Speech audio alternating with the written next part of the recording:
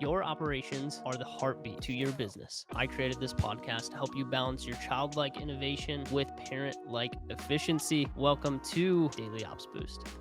And we are back with another Daily Ops Boost. Hope you guys are doing well today. Question of the day. When do I friggin' hire a COO or Chief Operating Officer? And this is a question that we get a lot.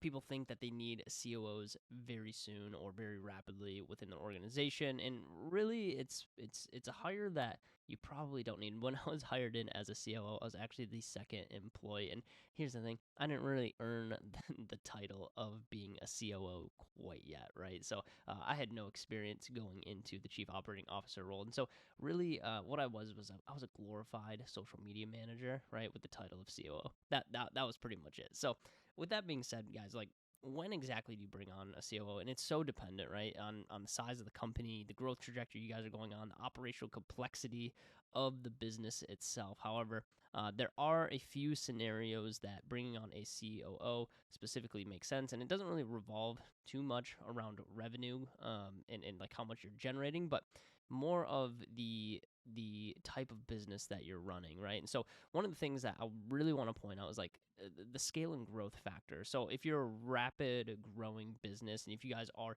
heavily investing capital into the growth and expansion of a business, your COO can help oversee a lot of the implementation of new processes, managing some increased workflow, or even driving kind of like the entry into new marketplaces if you guys are expanding into new niches, right? So if you guys are pushing very heavily on scale and growth, you might need someone in the seat of a COO or like an operations manager, which I always recommend. Hey, hire your ops manager first because it's a lower paying position than a COO. Like COO is 99% of the time going to be a six-figure position, whereas an ops manager, you could bring an ops manager in at a little lower barrier, right? And then train them in to be a COO as the organization continues to grow.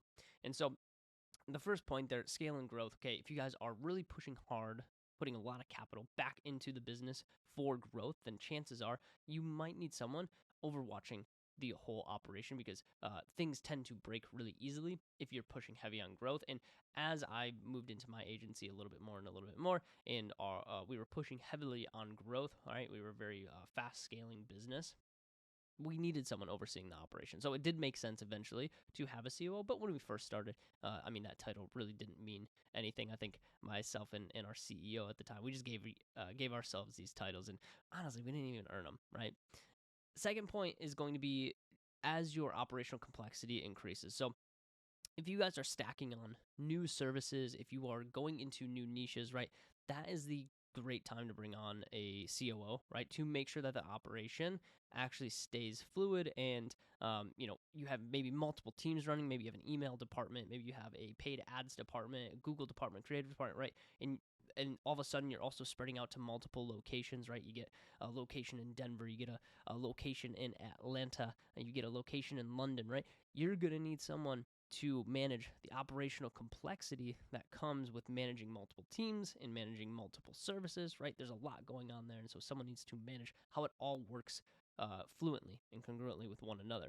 And a COO can essentially oversee all of the complex operations, ensure that your agency or your business is running smoothly. Okay. The third point that I really wanted to make on this one was CEO focus, right? So as the complexity continues to shift and as it starts to rise, we want the CEO kind of removed from the day-to-day operations because it's going to affect their ability to really focus on some of that strategic high-level business tasks, right? The strategy, major partnerships, being able to travel and make those relationships that they need to, and pushing the overall vision of the company forward, right? And so hiring a COO can specifically help with this, so they can kind of take over the responsibilities and free up some of the COO or CEO's time focus for more bigger picture type things, right? And then the fourth thing is going to be kind of like a leadership gap, right? So if there's a gap in leadership within the team and you're needing someone with stronger management skills, more at like an executive level, a COO can kind of fill that need in the interim, right? This could really be useful if the agency's founder or CEO is like more of like that creative or sales background, right? And is the person that plays good cop all the time, which is totally fine. But at the end of the day, you need someone that has a little bit more experience on the leadership side, right? Can hold people accountable to how the operation is actually supposed to happen, right? Keeping the team accountable to KPIs, because if your CEO is very in the clouds thinking, which is fine, you need someone in the clouds pushing the vision forward. Sometimes they are not the best person to keep people accountable to the organization. So a couple different things there. Let's do a quick recap. So scale and growth, right? So if you guys are growing rapidly and you're allocating a lot of capital to the growth of the business, you're going to want someone probably to oversee a lot of the implementations of new processes, increased workflow, things like that. 2 is going to be increased operational complexity. Okay, once again, if you guys are expanding into new niches, if you're expanding into new areas, right, new locations, new departments, okay, a COO can help with that launch. And then from there, CEO focus. Okay, so we're trying to get the CEO out of the day-to-day so he can push the vision forward, he can make the deals, he can go and get everything that is needed for the business to continue to grow.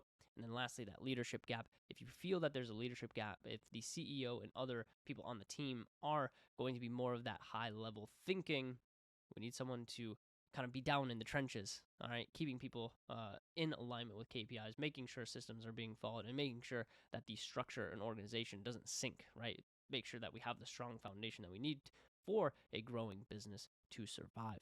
And that's all I have for you guys today. I hope you enjoyed it. I hope you took a little something from that. Leave a comment. All right. Leave a like. You know that we're here. Okay. We're doing this on Apple Podcasts. We're doing this on Spotify, YouTube. So go click subscribe wherever you're at and make sure that you tune in. These are releasing daily, and we will see you in the next one. Peace. Thank you so much for listening to Daily Ops Boost. We really appreciate your attention on this podcast. Go follow me over on Instagram. We post a ton of video content over there that is going to be valuable to your agency operations. So head over there, go follow me. It'll take 2 seconds. Appreciate you.